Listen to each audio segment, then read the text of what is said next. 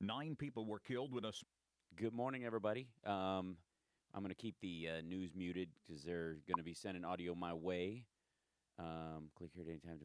Okay, yes, I know. And I've got to turn off the sound of the clicking whenever I get a message noises thingies. That's good. Okay, where's that? How are you guys this morning? Hope everything is working out. And we're live. Look at that. I don't know what the quality circumstance is. This is number 10,000 insofar as tests, but we should be all right on sound going to and from Chicago. I can hear Chicago just fine. I'm just muting them temporarily because I think as we do this new setup, I don't know how they'll be able to send or not send on this first broadcast my the news and stuff my way. So I don't want to beat you guys over the head with the sound of that. But I don't know if you. Hey, look at that. Good morning, WWS. Let's see. Set this up. Morning, Vanessa. What's happening, folks? Hello. Volume is very low. Good to know. Thank you for that. Let's see. I don't want to. I will add that. There we go.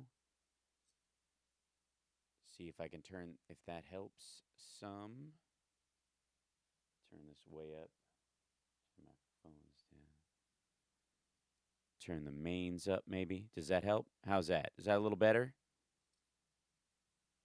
Jamming it all the way up there. Sonically, we're okay. Checking Chicago. Hold on. Time. Yep, that's the news. We should be all right, I think. Is a audio. Hey, Carl. Good morning. You got. We both made it. We woke up in time for the show. And thank you for coming out last night. Thanks, Carrie. By the way, thanks to Carrie and Ginger and Joyce and everybody who came out to the show at Flappers. It was a great time had by all. It's always good to have members of the Blue Patch Brigade there. They Flappers is all in. What's happening, Amos? Is all in on the allowing guest situation. Got that? Yeah. Oh, the freeway shut down. So terrible. That's awful. Hey, can't stop lying. Good to see you. Morning, Brad. 1:30. Yeah. Well, I got to be honest. I didn't go to sleep till about then. Myself, just because I was wound up from doing the show. That happens a lot too. Summer. That's the news. Just checking, making sure that they don't freak out because they can't hear me. Wasn't me that came. It was another Carrie. Oh yes, I know. And anyways, let's see. Because I think you're still in the Midwest, Carrie. I'll get a show there eventually. But when you come to Chicago, and I'll be there. Yes, I'm planning two things. We're gonna do another CPT event with a related stand-up show, and I want to do a charity gathering at the to raise money for the Chicago Center on Halsted, the LGBT Center there. A kind of like Queer as Folk retrospective where I show clips and talk about certain episodes, that kind of stuff, because people like it when people do those kind of things. So I thought I'd do one and kind of use it partly, at least, as a fundraiser for that while I'm in town. So we're going to try and coordinate all those in one big lump so that those people who want to come in and visit for it can get more, if they do travel down from Wisconsin or wherever, because people tend to drive in for that thing, that they have more than a couple things to see in the same day and whatnot. Thanks, Brad. Thanks for the heads up on the tech. Hopefully we're okay. I'm checking Chicago, make sure. The book and That's news. All right, I can hear them. There it is. It's coming through. Oh, if this works, I got together with, I don't want to, no, I'm not updating it. Remind me later. Yeah. Missing out on all the freeway driving out there. Yeah, I bet you feel so denied, Jamie. It's terrible. Love this idea, how a fundraiser to help the Center for Halsted. Maybe I volunteer. That would be great. I have to work out the kind of whens and wheres of it. I did sort of a similar event, the Lily Tomlin event but we didn't do it there. So we'll work it out. I'm just kind of laying the groundwork now. But I think we're coming up with George Thorogood and the Destroyers. We're getting ready to start the show, so I'm just checking back. log on to Ravinia. Everybody, don't forget Melissa Etheridge coming to Ravinia. So, finally, I get in. Hey, oh, there you are. Another crisis, another accusation of sexual abuse by this nasty. Oh my God, we'll talk about that. Wander at some point. Yeah, I can help check in attendees. That'd be great. Well, yeah, like I said, I don't know what their regular volunteer group is like. It may be more about, getting posters put up in the neighborhood and that kind of stuff, letting people know about it, like kind of street team level stuff. And then, of course, on the day, it'd be nice to just have everybody who's regular in the chat, either who's there, who's can be there, start a question off or introduce a topic to discuss that's related to what we're doing. That kind of thing would be really cool. So yeah. So we'll work it out. Standing up Oh, here we are. Speaking out, here's Hal Sparks. Welcome to the show, everybody. I think we may have gotten our audio issues solved finally. Fingers crossed. It's sounding good. Johnny Million is with us. We tested it this week. My heart just is overflowing with the idea that it might actually work. How do I sound? Does it sound okay?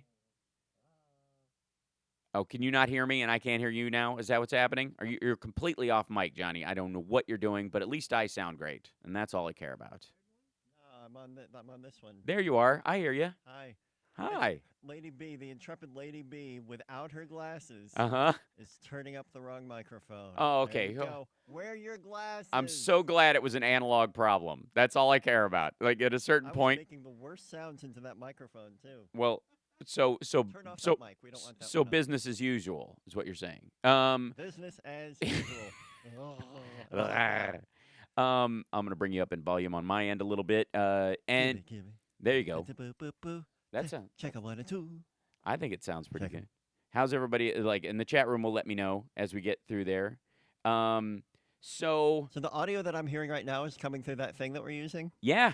From- Yeah. Wow, that does sound good. It sounds really good. It sounds like we're right next to each other. If this holds up for the whole show, it'll be a miracle of miracles. And I'm me. I'm gonna be nervous the whole show, but I'm not gonna worry about it. We're just gonna proceed as if. There you go. We're just Lady gonna B is skeptical. we're gonna But use I'm so happy that praise. We're my gonna mic is at a height that if I stand up right now, I could fart directly into it. don't. We don't need that kind of sonic testing. I'm just saying. That's Th- way even too celebratory. way flatulence? too morning zoo. Way too morning zoo for us. Yeah, or whatever. But if you could sample it and send it to Stephanie Miller, I'm sure she would use it. I know it. As a matter of fact, I will insist. I'm going to be on her podcast next week. Really? Yeah, on I think we're doing it next Thursday or something like that. So, should be a good time. And I don't know when they put it out. Probably the following week. What is she going to talk to you about? How did that come about? It came about because I was on Stuttering John's podcast, and he asked me questions about like the Sexy Liberal tour and and all that kind of stuff, and I talked about my situation and why I didn't continue with that and all that stuff, and was full throated in my defense of Steph and all that and my adoration for her, and they were like, "Oh, hey, he doesn't hate us," and I was like, "Of course I don't. Calm down." And then all of a sudden we're and all it took was a phone call. There you go. So ridiculous. Yeah, I know. Here's the thing. I've been thinking about this a lot because of the Democratic field issue that's going on and the back and forth. Like there's definitely this like, okay, we see, blood in the water with Biden as far as Cory Booker is concerned. I view his kind of chase down of this issue and the weight of it as a mistake for Booker, but I understand why he took he's taking the opportunity to try and gain some ground. He's way behind in this, and it's early, so I don't really worry about it. But again, Right. contextually within the 2020 field, it is very important that while you can make as many distinctions, that the fight that is going on in the 2020 field must be seen, I believe, through the lens of a family disagreement at Thanksgiving at worst. You know what I mean? That there is a full conversation to be had. I've always said the Democratic Party is as diverse, ideologically as a functioning government can be. There are as many there is there are dysfunctional conservatives and there are dysfunctional liberals / progressives in the world. But within the Democratic Party, in at least the functioning structure of it, there are all the ideas fit to print, as it were. And so you're going to have disagreements, and you're going to have things that are, time-tested ideas being put up against new challenging tech ideas. And that's just the way life is. That's the way progress is, and it always will be. But all the arguments within it, all of it, are happening within the content of "I still love you" at the end of the day, and that remains clear through all this. And there is a huge distinction in this between any argument that goes on between Cory Booker and Joe Biden, or Harris and Cory Booker, or quite frankly Warren and Sanders, even that still it pales in comparison to the actual challenge outside of this. When you look at how much, and it's interesting how our political discourse has gotten very sports or wrestling like. Mm-hmm. And if you listen to even like Joy Reid was at the South Carolina, the fish fry and then the convention down there, and they're literally going after these speeches like were plays in a football or golf or something. It's really interesting to break it down, when they're sitting there like, I thought she had good energy, and she came in at the end and she dropped the thing, and she hit her plan, and then she backed out for the 3-pointer, and then I thought she was going to pull the putter on this one, but she really went for a deep swing. Like it was putter. I'm mixing my sports analogies as I am wont to do. Point is, in doing, in talking about it in those terms, I've never been a huge fan of that. I think it's very important to look structurally at people's both their plan, what they actually want to accomplish, their sort of vision, their plan, and their strategy for doing it. These are and that's usually how you get introduced to a candidate. First, what's their vision for America? What were our problems in the past? What are our challenges in the future? How do we get to our best self? Right? That's the one. Right? Mm-hmm. And then the second tier of that, okay, is now I like what I hear thematically, ethically, morally, principally from this person. Okay, what exactly does that translate to in terms of material plans? What kind of taxes would they implement? What kind of regulations would they implement or get rid of? What kind of strategy they have to deal with inequities that they see? And then the next step, and this is where I think this time around, the hitch is for most of the candidates, because quite frankly, almost all of them without fail, and this includes some version of Medicare for all. Even when you go into the Medicare for most, Medicare over 50, ACA plus. The Americaid, all these like different plans put forth. There's about 8 or 10 of them that are a version of a public option, a single payer situation, either by itself or in sidecar to a private supported system, which I think most Americans are comfortable with as at least to start with. Which is, are you guys okay there? Is there a baby in the studio? What happened? No, you're just hearing Lady B answer the phone. Oh, gotcha. Okay, I was like we have babies calling in. She sounds like a so baby. cute. She's so cute. She sounds like she's talking to a baby, and so it might be Pete, and she's We have going. a very young Don't caller on the swear. Don't swear this time. So, point being is that there are several strategies for implementing some sort of reform to how medical care is provided in this country and how it's paid for, right?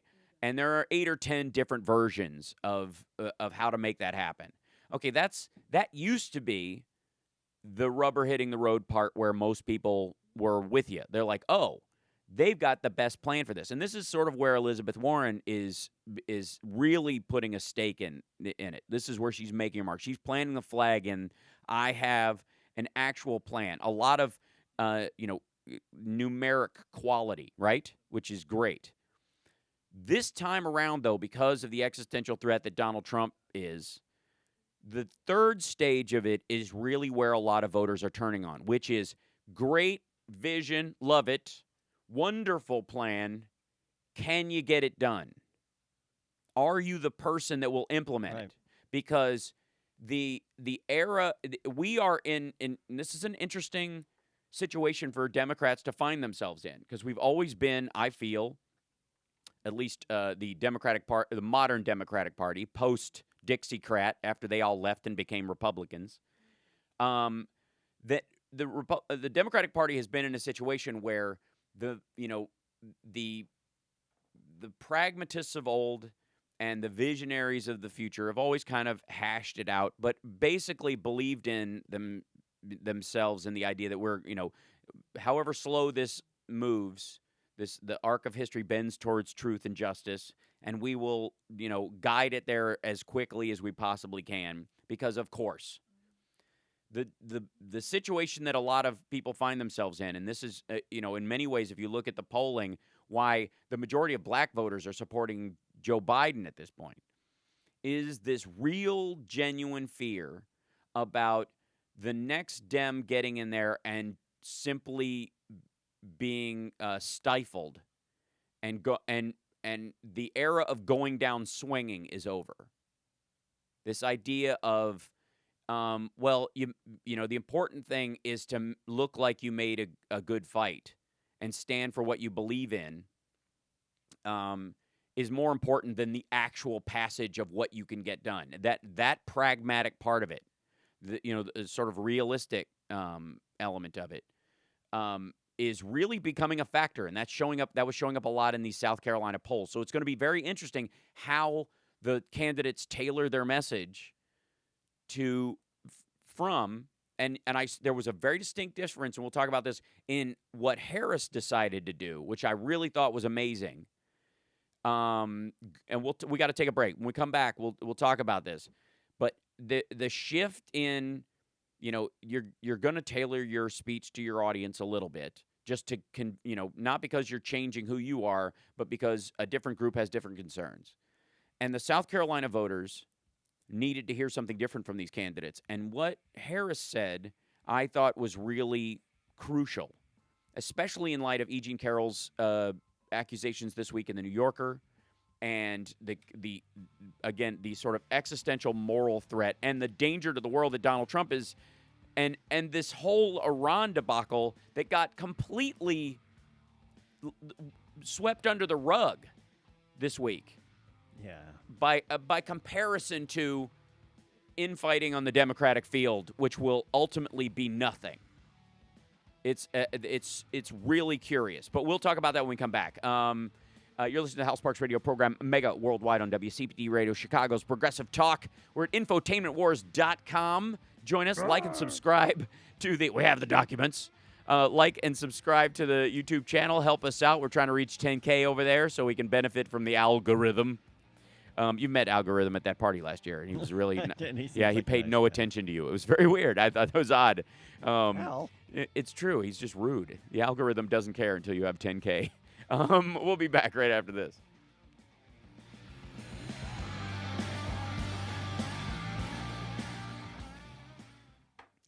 Out Chicago. But it is Pride Month right now, and of course, Lady B, can we find a way to kill news coming my way in the break so that I can tell when you're coming back? Because it's just super loud, and Didn't they just say that they... Maybe not. We'll hold it for a second. I'll check when we're coming back, and hopefully I won't miss it. I won't get too good. I missed Kamala's speech. I was up late and slept through it. I watched the recording. I heard it was dynamite. She spoke this morning too, and it's really less about the speech, but more about how she is positioning herself. I'll talk about it in a second. I don't want to get too far. Biden keeps putting his foot in his mouth. He's also an angry man. The boys versus son comments, the thing that Booker and Harris and others, including me, bristled at. He's tone deaf. he used to say that phrase and say, I was called it was senator, not son. Let's see if Navigate the okay. And he said son, not boy. You know, it's interesting because growing up in the South, I know old Southern men called white guys boy as well, and certainly young men, anybody younger than them. So in Kentucky, it's not across the board. You know, pesky road. it's one of those things like it's a situation where in the Deep South, black men were always called that, but not everybody was called that was black. So they used it, across a factor of things. A lot of fans. But in the case of him saying that, like, I think, again, this is one of the things where he's talking past the people who get upset about it to the voter who's not there. And I'll explain that in a little bit. I still think he'll clean this up over time, and I don't think it comes from a hateful place. Accepting and not. So the algorithm ignores Johnny, but fusses constantly over Florby. Right. Over 150 watching. Let's get those likes up. Oh, yeah. Thanks. Hold on. Oh, I don't know. I always have to check that or whatever. Where's it? Oh, yeah. There we go. How about that? Is that better? Ta-da. Just 11 days. That's 11 days. Still, we're back from break. Borders. Doctors Without Borders goes where other I won $50,000 for Doctors Without Borders on Celebrity Jeopardy. Did you know that? It's a little known fact. Yeah, I did my part. Are we back? Are we there? Hey. That's okay. We're totally good. Yeah. All right, we're coming back. This is good.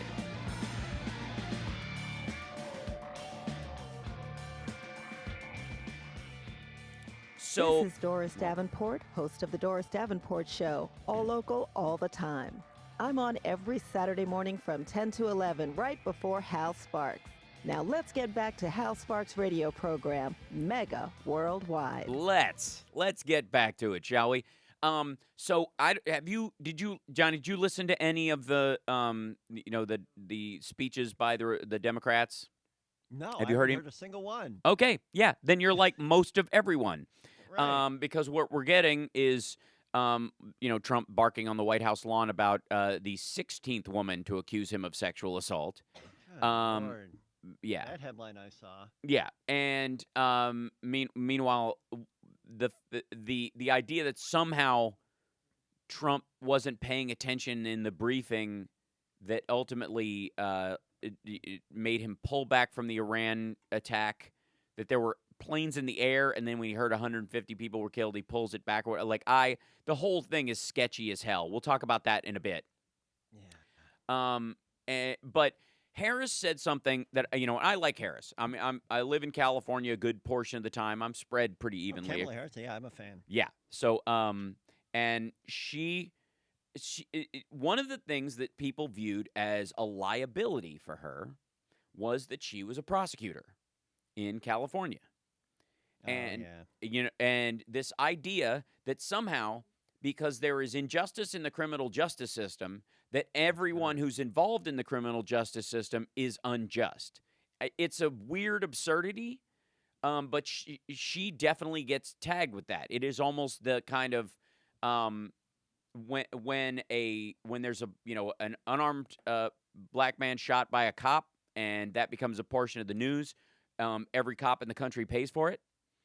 And I think it's very important, by the way, that we be reminded very regularly about the good cops that don't behave that way, and that and that the bad cops don't get to go on paid leave and all that kind of stuff. They get prosecuted, kicked out, gotten rid of, so that the good cops that are trying to operate day to day and do the hard job of being a cop don't have that hanging around their neck every time they try to do something.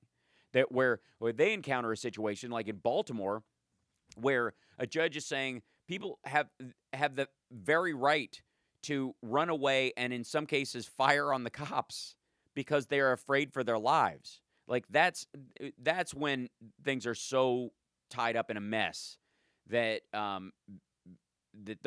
anyway, so it's an extraordinary circumstance when those happen, and it creates extraordinary ripple effects in it.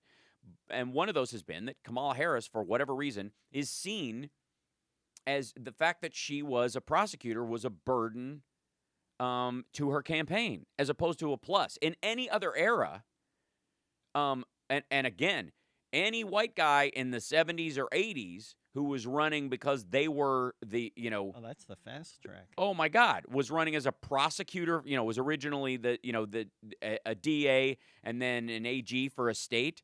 Oh my, they'd be the law and order candidate, right? Yep. And so the idea that somehow this is, especially as a woman of color, this was presented as a negative on her, I find incredibly curious, dismissive, and wrong. So, and like I said, I like the woman. I think she's incredibly smart.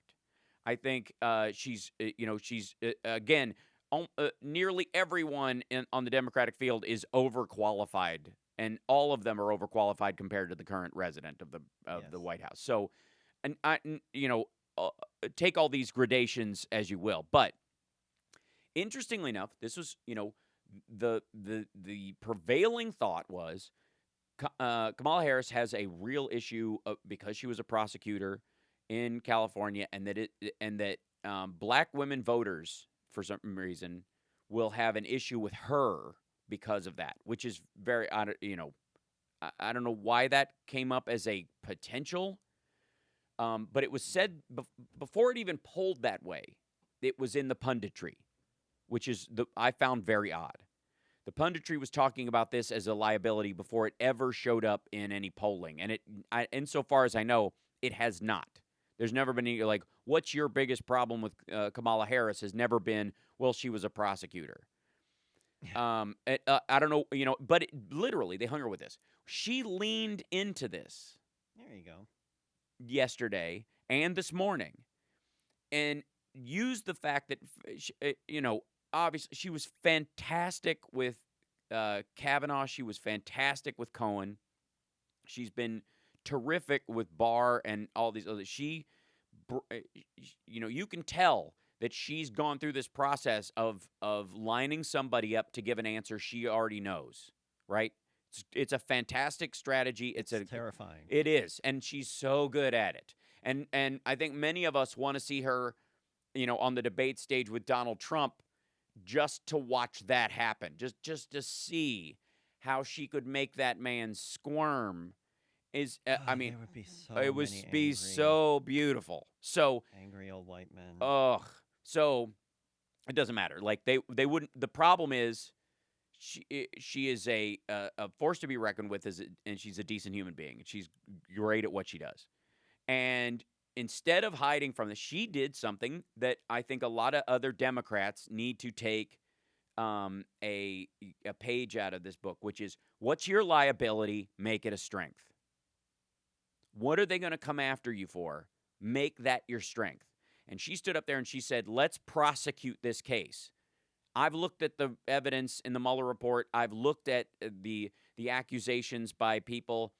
And from a prosecutorial standpoint, I think there's a lot there. And you need somebody who can prosecute that case. Now, it has overtones of prosecuting your political rivals that, Trump is known for attempting to weaponize. And people may have a mild bristle about that. From what I hear when she says it is, you need somebody who can go up there and articulate every bit of what's wrong with this person in a way that the American people can understand that this is a man engaged in criminal activity, and he's got to go. And it was really forceful. It was really well thought out. It was a terrific strategy. It had great energy, and it was because it was genuine. And that piece of it, take your weakness, make it your strength, was a nice move on her part. And I was impressed by it as a potential voter. Like I said, I'm already a fan anyways, but that was great to see. We'll be back.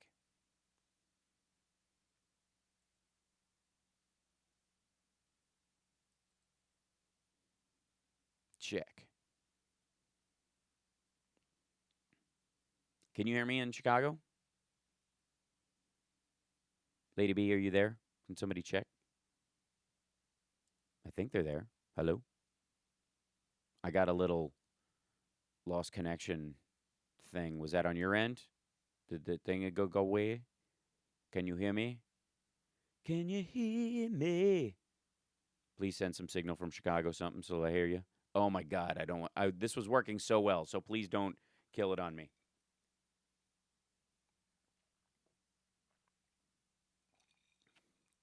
Works for me. Hey, we went right to break, so we're okay. Go look at her congressional testimony when she wasn't even in government. I'll give Trump this. He really knows how to work a crowd. Lenny Riefenstahl. Carl, you know what? You and I share a brain on this. Let's see. I'm going to make sure Chicago can hear me during this break. Can you, let's see, 2 minutes. Okay, I'm reconnected, I think. Can you reconnect to me, Chicago? I'll do this. I'm going to make a new, let's see. Okay, I'm going to do this. Press and hold. I'm pressing and holding. I don't know. We'll restart this. See how it does it. Check one. Let's see if it reconnects on there. I hope so. With pink sand beaches, clear turquoise waters, and a fascinating history. Bermuda is the Hi, Tom perfect Hartman. place.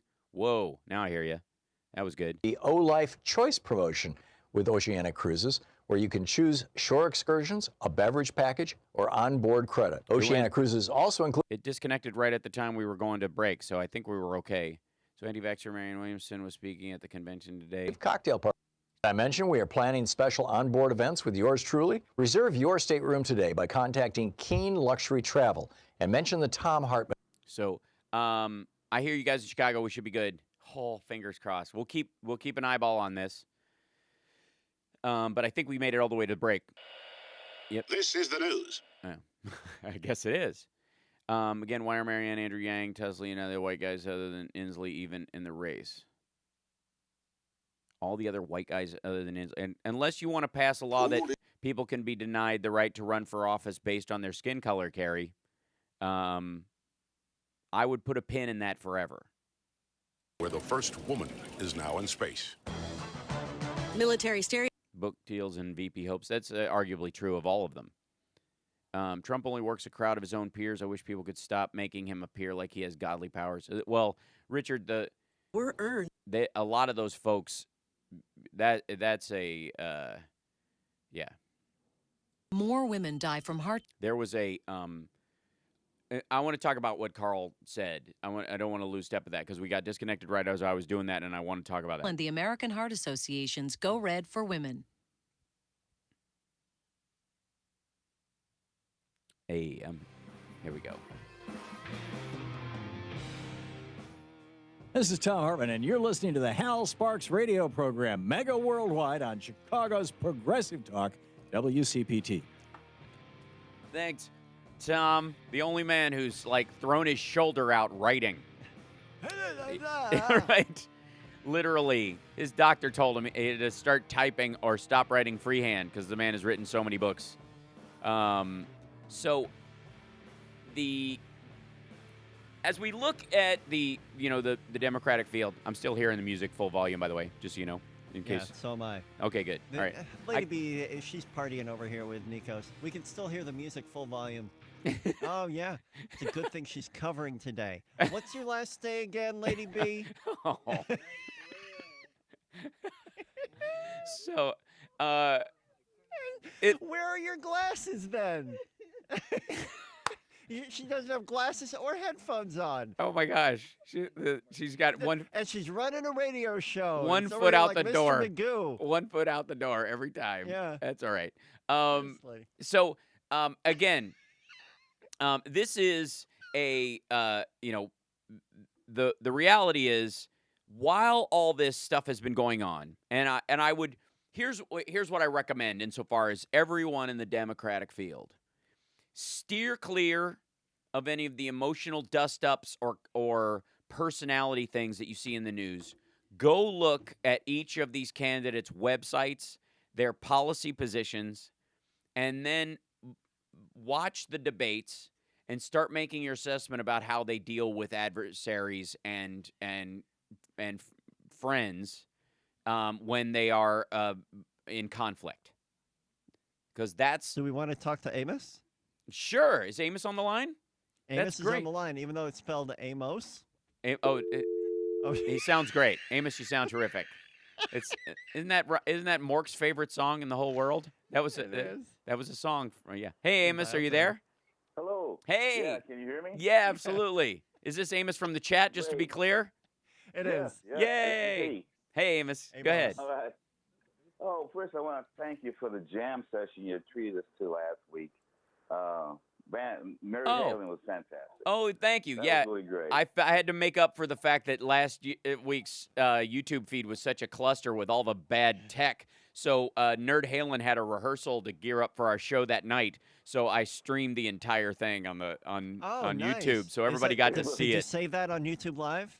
Yeah. Did you save the rehearsal? Yeah, it's there. Yeah. So Yeah, it's there. I rewatched it. It was that good. thank you. Oh, that's great. I felt so bad. I was like, I got to put something up that's worth watching. I was like, you saw me last week. I was a wreck making it happen. So thank you. So go ahead. Anyways, Well, go ahead.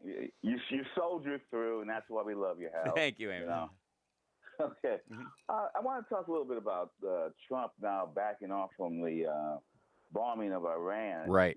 It seems to me that every now and then I look at him and I think he has a split personality.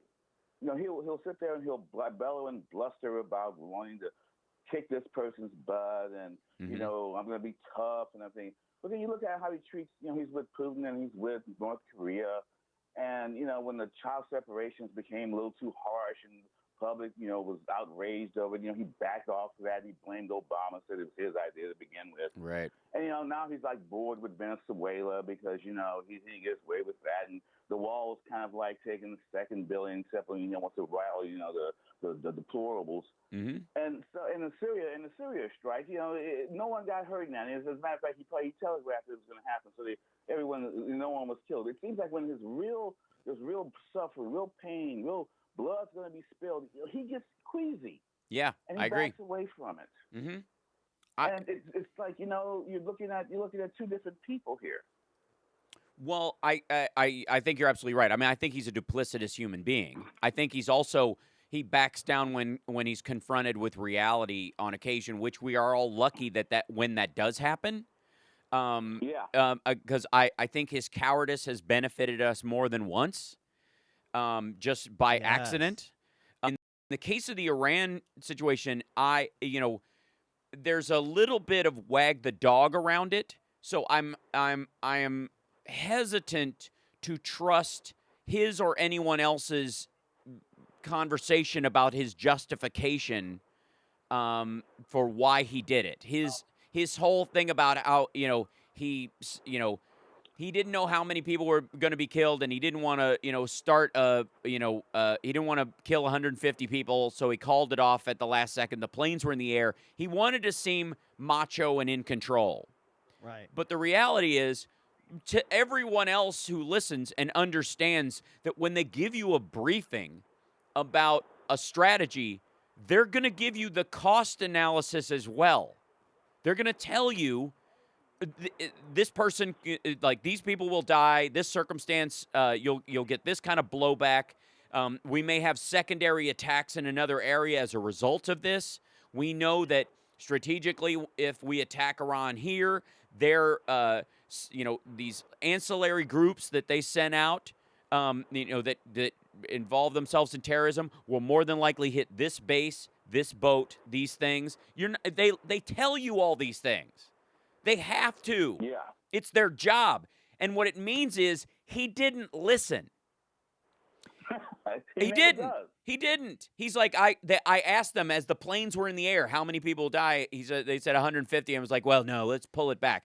Okay, so that just didn't happen. And if it did happen, everyone in the room went, oh my God, what was he thinking yesterday? We showed him all these charts. We broke all this stuff down. This is war. And this guy wasn't even listening to the how many people will die part? Really? So I don't buy it. A lot of people think he let it fly. What numbers sound good, though? Yeah, a lot of people think he let it fly. Yeah, go ahead, Amos. I'll tell you. He goes to his rallies and he bells about, I'm going to bomb the S out of them, I'm going to do this and that. And then when it comes time to it, he's like, I don't don't know if I really like this stuff. It's like he's got It's bone like, spurs in his head. Right. And another thing, the Charlottesville the terrible thing with the Nazi march against the Confederate flag Right. thing, and Heather Heyer was killed. And when it first happened, he was like, "Oh, it's terrible. It's awful." Yep. And then after he had someone got into his ear and he had a few hours to think about it, he went, "Well, there were good people on both. There Right. were good people on both sides." He walked it back, but his initial reaction was, "Oh, this is gross. It's like his NRA reaction. Well, you people are afraid of the Yeah. NRA. That's the difference between us. And then all of a sudden, he's kowtowing to the NRA. Right. And, right. and immediately backtracked on Yep. it. And As soon as the like, this check guy, clears. he's always with mixed messages. Well, And that What's scares me crazy because- is that his instincts actually make sense at first, but he's so worried about That's what what- everybody is going to say. that's what Nancy Pelosi was saying. You remember when she was, Yep. last week, we were doing the test order. I played an audio clip that we had played a couple weeks ago where she's like, we work on something, we agree on something, he's fine, and then all of a sudden something happens, and I'm like, who's in charge here? Yep. And Charleston in our chat room says Putin said no. And I think, here's the thing, I think there's something to that. I think Well, on to something there, Doug. yeah, I think there's maybe it's not even a moralistic issue. I think occasionally he has a reaction that is a populist reaction, meaning one of the reasons he got in. Listen to what Chris Matthews says about him. Chris Matthews says one of the reasons people were behind him, and this is true. These are the reachable Trump voters, were people who are like, we don't want to get in any more interventionist, stupid wars. He was very out about that. He was very open about that. He was, even as, people say he was, for the Iraq war before he was against it or vice versa. But even in that interview, he's like, I guess we'd have to do it. He was not full-throated support of it.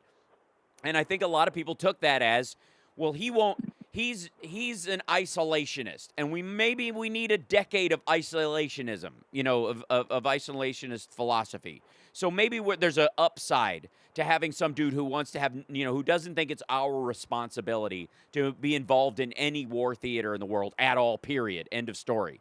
And Can I mention one more thing? Yeah, of course. Last week we had a guy on the chat room that was saying that, well, I've been doing my research and I think that climate change, I don't really think it's that big a deal, Right. blah, blah, blah. Well, man, you're going to have to start, stop doing the research on the right-wing, outlets, because the rate has been going up since 1992. It's definitely provable, and it also coincides with CO2 concentration. Mm-hmm. So this is the facts. This is science. This is science. Yep. This is empirical data that's being presented. So enough with the jury is still out on it. Right. No. Well, It's decided. And here's the other thing, too. And this is, we've talked about this a few times, Amos, in the past. But my issue is, I don't need you to believe in climate change for all the other things we're trying to fix to still be true. You know what I mean? You don't have to even believe in that to know that the pollution from chemical plants and any kind of major factory and coal mining and the fossil fuel fumes cause 100,000 people to go to the hospital with lung issues every year. Poison the air in the rivers and streams in an acute way, much less, in a macro way across the entire world. You don't even have to fit that in your stupid head to know that every other ancillary part of this, every other ancillary part of it is still poison. That there's still a reason to cap carbon emissions because of the damage, the rest of the chemicals because it isn't any of these factors, pumping chlorofluorocarbons out in the atmosphere are also pumping out toluene and mercury and all kinds of other hideous stuff into the rivers and streams and into the air. So curtailing that, you don't have to believe in climate change. I don't need people to believe in. I don't need people to believe in the moon landing to know that space program teaches us a lot about our own Earth and the environment. You know what I mean? Like you could still be stupid. I'll let these people own a section of stupid, but they can't pretend to not know that car exhaust kills if it's full of lead and all these other toxins, and removing them is a good thing for everyone.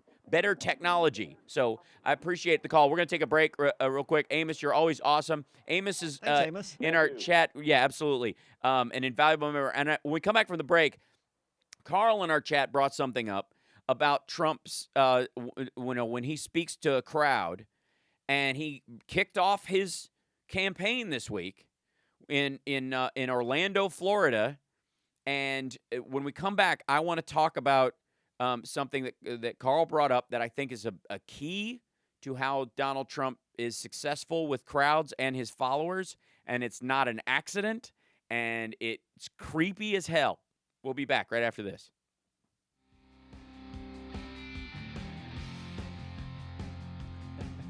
You turn that mic off quick now. Oh, yeah. So, At Indeed, all right. we believe a Can resume is a great way to see an overview of a candidate. Coming my but way. you're not hiring a All right, I'll turn it off myself. I'm just watching the level. As soon as it goes down in Chicago, I'll kill it. Yes, you have to be assertive with Bill Maher, but then if you cross over a line with him, you'll get he shuts you down forever and you can't come back on the show. Don't ask me how I know that. I fear Gillum will only become the Florida governor now because he's too rich. What? He's the only candidate asked about socialism. Will Trump or Biden be asked about mercantilism? Mercantilism.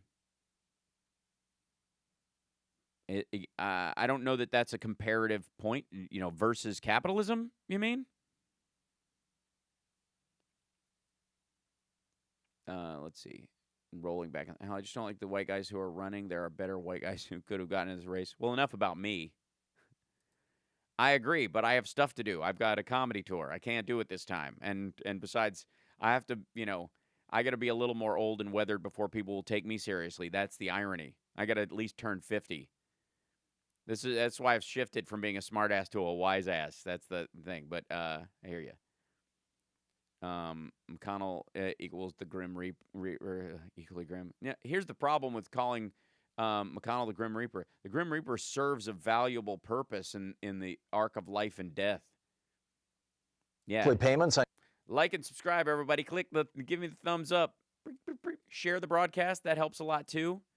Let's see. Can I do that from the start? What's the heck? We got 72 thumbs up. Power it away. There we go. And don't kick back. Don't give me audio. There we go. Picture's pretty solid today, I think. Kinda. We hope. Looks all right. Fingers crossed. Oh, wait, I want to make sure I'm back. For your monthly pay. Okay, just there we go. I got to check in on Chicago to make sure that it's there. If you could right now, everybody who's watching, share the show on your social media. Just send a little like out and let people know we're live and ask them to join. That'd be really helpful. My residential. There we go. The George YouTube stream keeps buffering. That might be on your end, I think, but I don't know. I can't know. The buffering part is not something. Okay. On Progressive Talk, WCPT. Hey, I'm back. How are you? I'm good. How are you? Fantastic. All right, everybody, come Hey, we got one more phone call waiting if you want to take it. Fantastic. Before we do, I want to get Before we do, sorry, David, hold on. Hold on. Yes, 1 second. So Carl in our chat room brought up an interesting point about Trump's ability to deal with a crowd, to talk to a crowd, and how with his supporters, anyways, he's got their number. And he walks. There's two style things that he does. And as somebody who's been on stage most of my adult life and a good portion of my all of my adult life and most of my juvenile life as well, I have studied what it is like to be on stage and how to command a crowd's attention, right? I have looked at with pants and without. That's right. That's true. I have drawn attention to myself career-wise, clothed and unclothed, at various points. But there are. Anytime you take something like Toastmasters or any kind of speech oriented kind of just the, a Come on, say thingy. I know you want to no, say thingy. it's just what I would have said. What I want to say is that at some point you're going to see a Hitler speech. At some point, either as contrast or as indicative of one particular thing, you're going to see somebody's going to go, here's how everybody from Mussolini and Hitler did it to, the great orators of time. You will watch a lot of great speeches. You'll see, we choose to do these things not because they are easy, but because they are hard. You'll watch I Have a Dream, and then you'll watch at least a clip of Reigen, and it's one of the things that, like, in context to now, anytime I see any kind of Hitler speech when it's used in a historical documentary or on the History Channel, I see it through the eyes of a comedian who loves Charlie Chaplin and watched his mockery of Hitler, and I see it through that window. That's always really badass, isn't it? Yeah, it killed me. It's really biting. And at that time in history, like right in the face of it, right? Amazing. But you can tell, there was this story. Do you remember the story about how supposedly Trump had a copy of Mein Kampf on his nightstand? Do you know that story? Every time I hear something that's that extreme, I dismiss it. It's so absurd. It's either totally ludicrous or absolutely real. There's no middle ground with Trump. Yeah. You know what I mean? He's that kind of person. Either somebody made that up because they hate his guts, because a lot of people who know Trump very well hate his guts, or it's just true, and they're like, yeah. And here's the funny thing: like, I think it's probably false, just because I don't see him as a reader at all. Right. Like, he every time I've ever seen him talk about reading, he's lied about it. From 2 Corinthians, to what's your favorite, novelist? That Patterson, what book? What was it? It was Bonfire of the Vanities he lied about. He's like, I read his newest book. Have you read Bonfire of the Vanities? No, I read his most recent book. That was Bonfire of the Vanities. Like, okay. It's just terrible. Like when he was on Larry King or something. He's just always lying about reading. So to me, I don't see him as leafing through Mein Kampf. You know what I mean? It just doesn't make sense to me. That said, I do see him as the kind of person who's seen with envy the power that Hitler had over crowds. Sure. And he is known to be a student of World War II because apparently he sticks his bottom lip out, which Alec Baldwin makes fun of all the time, to make himself look more like Churchill in pictures. Is that why he does that? Yeah, and to get rid of his turkey Did gullet. anybody tell him how bad it looks? Yeah, no, he really thinks it makes him look like Churchill. He believes that, and which and everyone knows that Churchill was known and revered for his looks. Yeah, exactly. Yeah, you're like that. Churchill is one of those guys where Hitchcock is like going, well, I can always play him. He does that. He led England out of the Second World War, but damn. But yeah, I mean, it was a charm offensive. So, but watch Trump, and it is clear that he's watched a lot of documentaries about this stuff. He loves dictators and world leaders. He's very impressed by them. And if you watch his speeches, he does this thing where he says something that's a key point. If it gets a reaction from the crowd, he walks away from the mic and kind of, nods, owns the space, and then goes back to it. It's a combination of Hitler and wrestling that he picked up over the years. It is absolutely that. Carl made a reference to like Riefenstahl, I forget who it was. I have to scroll back in the chat. But it's clear that's what he did. He is one of those dudes who looked at it and, looked at what Hitler did and went, well, you can't, he definitely had command of a crowd. I'm going to take what I can from that person. The problem is what that appeals to in human nature and the kind of crowds that will support you for that behavior are ill. They are fearful and oftentimes moronic and dangerously misguided. And that's, though, if you pick a technique to appeal to crowds, the crowd you're going to appeal to are the ones that are going to be affected by that technique. It won't work across the board with just everybody, because the rest of us watching are like, what the hell does he, what is this Yeah, and there's wandering? a lot of gasping. Yeah, it's gross. And so anyways, we got 5 minutes left in this hour. I want to get to our caller, though. I don't want to lose that entirely. But Woo, we got David from San Francisco. hey, David, welcome. Hey, morning all. Yeah. Hey, yeah, it's funny you're talking about Mussolini. I went to a yard sale once and picked up the Mussolini and Rocco's treatise on fascism, the corporate state.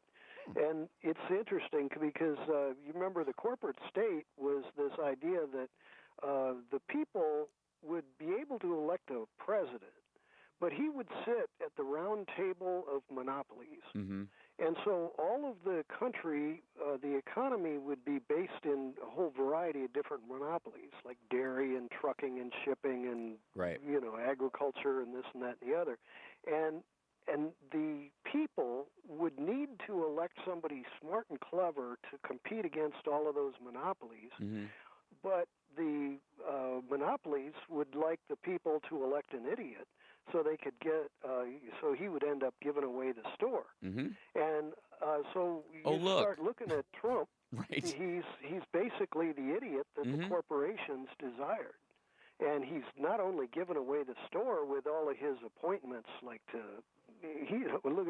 look at the nuclear power plants of America are run by Rick Perry. Mm-hmm. You've got the rivers are being handled by the coal lobbyists. The Koch brothers. Raytheon lobbyist was the head of the Army, and became and is going to be his Secretary of Defense. Yeah. Right, and as a matter of fact, I'm 20 years ago when Enron was big in the news, Trump's Secretary of Army was a former vice president of Enron, and his first speech was to ask that the Army, all of Army bases, would be privatized to the electricity would be privatized to Enron, and it was amazing. That guy finally had to not only resign, but he fled to Florida so nobody could get his assets. But and so it's the corporate state, and it's just obvious as. But her emails. One other thing, you were talking Iran. You remember back a few months ago there was the Doha Economic Summit, and Mr. Bonesaw was standing there, and all of a sudden Putin walks in the room, and they do this high five, and they're slapping and carrying on. And there is no logical reason for Putin and Mr. Bonesaw to have any kind of relationship, especially since the Saudis were funding ISIS, and ISIS was being fought by the Russians in Syria. Mm-hmm. But it turns out that the Venezuela and Iran embargoes are because the Saudis and the Russians want to keep oil prices high. Yeah. So time to go solar. Exactly. Well, and that's why do you think they're pushing back against renewables entirely? Because eventually that's what the floor is. The floor is oil doesn't matter anymore. Because look at, Russia as a standout state. No, I talked about this a little bit. I was on Carol Roth's podcast or whatever, and they were asking me, what the worst ruler in the world is, and it's clearly Vladimir Putin, because he has a country that is that resource rich, is enormous. Russia is huge. For all its resources and people, it should equal in its economic impact the United States or China even, perhaps even India. But it doesn't. It has an economy smaller than Italy. And that is indicative of just how poorly run and how an oligarchy like that will gut a system that's got potential. And that kleptocracy that's going on right now is what's running Donald Trump. I think you're right about the Iran attack, and I also think it's that he didn't get bored with Venezuela. I think on both fronts, he's taking his cues from the Saudis and the Russians, telling him what to do, and they are promising him that once he's out of office, there'll be a lollipop waiting. That there will be sweets waiting for him at the end of this. That this is the effect of ebb and by leaving office and becoming a corporate lobbyist. You turn the right screws while you're in there, we'll pay you when you leave. It's government through sabotage, and Trump is the most egregious example of that in history. We'll be back. It's the House Sparks Radio program, Mega Worldwide, on WCPT Radio, Chicago's Progressive Talk. Garcetti said our law enforcement officers will never participate in these actions. Hey, chat room, I'm going to shut the stream for a second. I'll reopen it. It should come right back up. Not a problem, but I'm going to lower the bit rate from my end to see if it helps with any of the buffering. So I'll be right back after this. Stick around.